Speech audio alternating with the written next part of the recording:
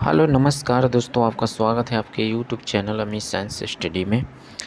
दोस्तों, मैं इस वीडियो में आप लोग को जो डिस्कशन कराने वाला हूं, जो इकोनॉमिक्स अर्थशास्त्र, ठीक है, जो दोस्तों खान सर का जो नोट्स है, ठीक है, बिहार दरोगा का, ठीक है।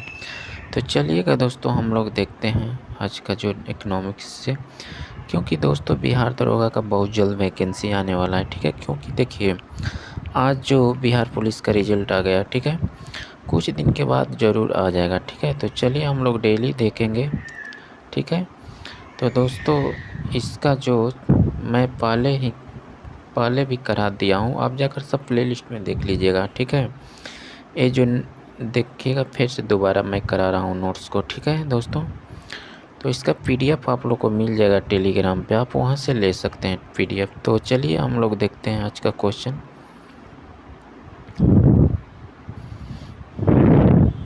देखिए दोस्तों, इसमें अध्ययन जो दिया है, पहले हम लोग देखेंगे अर्थशास्त्र के परिचय, उसके बाद आर्थिक समृद्धि देखेंगे, मुद्रास्फीति देखेंगे, उसके बाद वित्तीय बाजार मुद्रा देखेंगे, ठीक है, और उसके बाद बैंकिंग देखेंगे, और आपको भारत में योजना प्रणाली देखेंगे, गरीबी देखेंगे, उसके बाद बेरोजगारी देखेंगे, बजट देखेंगे, ठीक है फ्रेंड्स।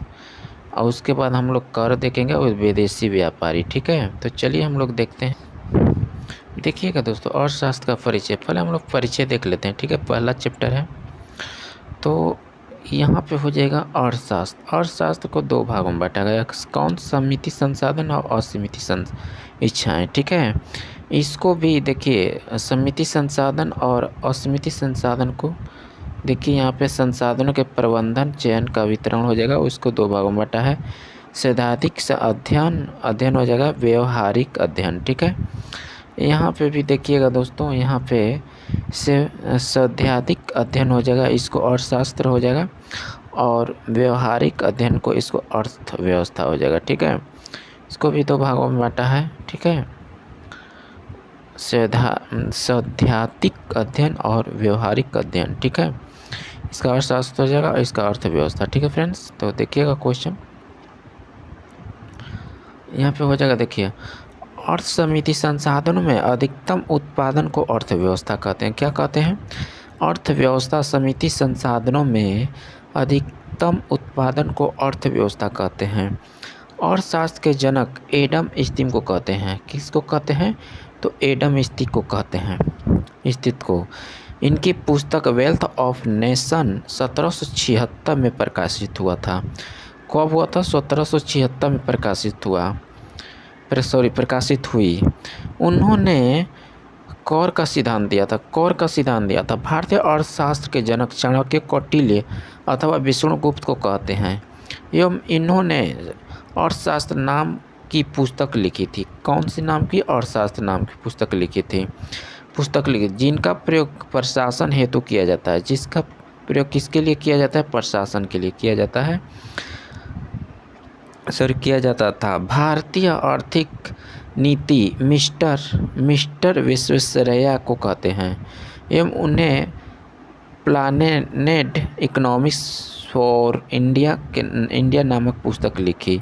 अर्थव्यवस्था का क्षेत्रफल, अर्थव्यवस्था में आय के माध्यम से क्षेत्रफल को इन्हें 3 भागों में बांटते हैं।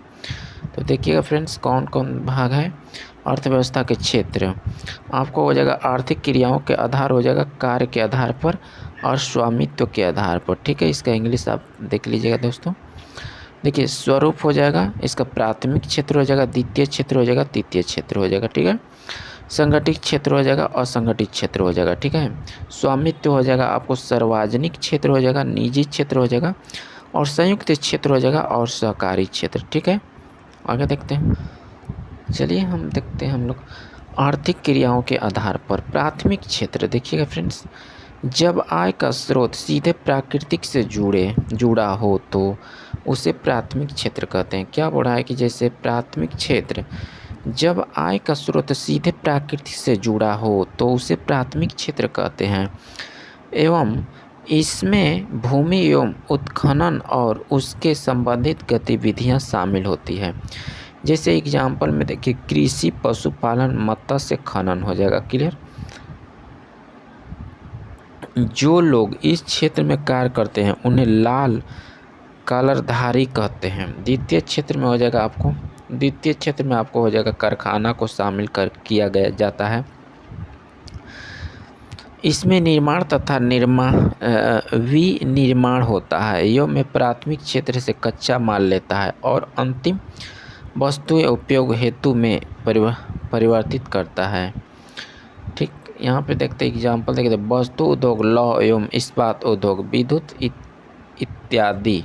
नीली कलाधारी, ठीक है, द्वितीयक हो जाएगा। इनमें नौकरी, व्यापार, सेवा, दुकान को शामिल करते हैं। एग्जाम्पल जैसे देखिए परिवहन हो जाएगा, हॉस्पिटल हो जाएगा, कोचिंग हो जाएगा, नेता, खेल, कम्युनिकेशन, बैंक, शिक्षा, नौकरी हो जाएगा। ठीक है, सफ़ेद पोशी श्रमिक। नोट देखते लगते हैं, यहाँ पे नोट देखिएगा फ्रेंड्स। नोट में सेक्टर में लोग बहुत कम लगे होते हैं, किंतु आय बहुत अधिक होती है। जैसे जैसे लोग का विकास होता जाता है वह प्राथमिक क्षेत्र को छोड़कर द्वितीय क्षेत्र में चले जाते हैं। भारतीय अर्थव्यवस्था के वर्तमान समय में प्राथमिक क्षेत्र का योगदान मात्र 21.82%, द्वितीय क्षेत्र का योगदान 24.23% तथा द्वितीय सेक्टर का योगदान 53.09% 2022 में है। ठीक है, क्या कहता है, आगे देखते हैं।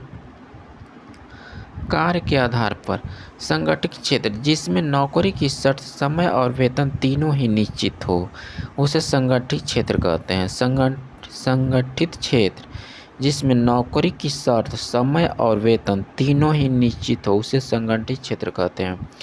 जैसे बड़े कंपनी की नौकरी, सरकारी नौकरी संगठित क्षेत्र में सर्वाधिक रोजगार रेलवे तथा सेना में दिया है। ठीक है, सर्वाधिक रोजगार बोल देगा तो रेलवे तथा सेना ने दिया है। ठीक है, असंगठित क्षेत्र, इसमें नौकरी का समय, वेतन तथा छुट्टी तीनों अनिश्चित रहता है। सबसे बड़े असंगठित क्षेत्रों में कपड़ा का उद्योग, कृषि दुकान आते हैं। ठीक है, आगे देखते हैं। स्वामित्व के आधार पर निजी क्षेत्र, इसमें सभी क्षेत्र पर निजी व्यक्ति का हाथ होता है। इसे प्राइवेट पीवीटी कहते हैं। इसका मुख्य उद्देश्य केवल लाभ कमाना और पूंजी के आधार पर सबसे बड़ी प्राइवेट कंपनी रिलायंस, जबकि कर की क्षमता के आधार पर सबसे बड़ी कंपनी टाटा है। सार्वजनिक क्षेत्र, इस पर पूरी तरह सरकार का अधिकार होता है। इसे पब्लिक सेक्टर भी कहते हैं। यह विकास तथा समाज कल्याण के लिए होता है। सबसे बड़ी पब्लिक क्षेत्र की कंपनी रेल तथा महारत्न कंपनी हैं। ठीक है, आगे देखते हैं। तीसरा देखते हैं संयुक्त क्षेत्र, इसमें निजी तथा सार्वजनिक दोनों की भागीदारी होती है, अतः इसे पब्लिक प्राइवेट पार्टनरशिप कहते हैं। वर्तमान में भारत में सबसे तेज से पीपी का विकास हो रहा है। उदाहरण मेट्रो। सहकारी, जब किसी कंपनी को दिशा निर्देश सरकार देती है तो उसे कोऑपरेटिव कहते हैं। कोऑपरेटिव का संचालन कई लोगों के समूह द्वारा होता है, जैसे कोऑपरेटिव बैंक।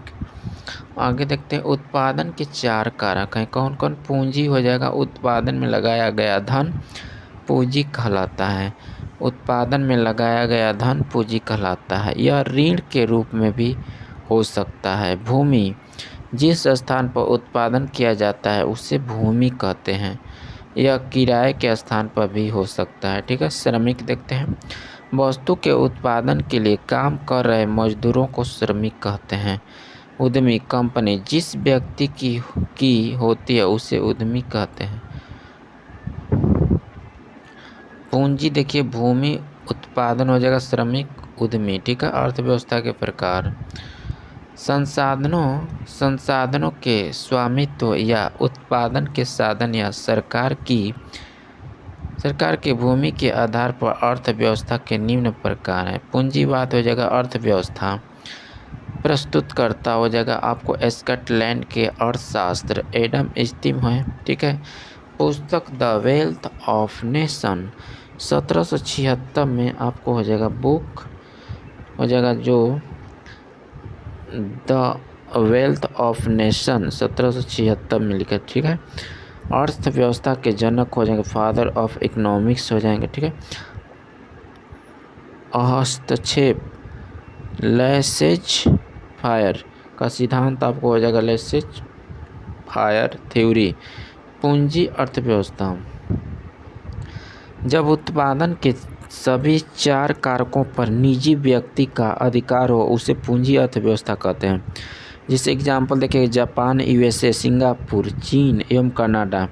पूंजी अर्थव्यवस्था में विकास तेजी से होता है। इसमें गरीब को ध्यान में रखकर बाजार को ध्यान में रखा जाता है। विशेषता देखिएगा प्रतिस्पर्धा, उद्देश्य हो जाएगा अधिकतम लाभ। आगे देखते हैं फ्रेंड्स, देखिएगा आर्थिक स्वतंत्रता, उपभोक्ता के पास विकल्प, आर्थिक समानता, समाजवादी अर्थव्यवस्था।